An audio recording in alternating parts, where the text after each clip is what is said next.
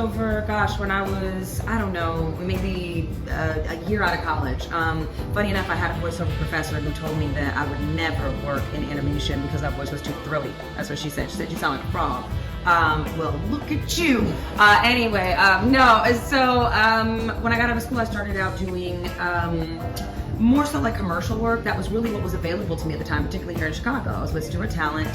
We had a really fantastic voiceover department, but they really only did commercial animation. I mean, commercial stuff. So I did like McDonald's, and I was constantly, you know, you'd be driving in the car, you would hear me on the radio, and I would come in and sit with you next to you in the car.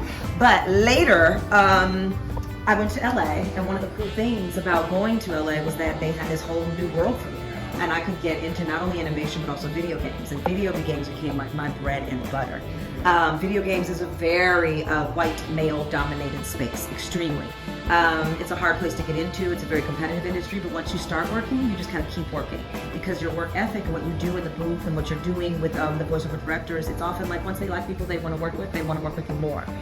So I constantly encourage black women, black female, black art actresses, to really think about getting into not only voiceover, but particularly video games.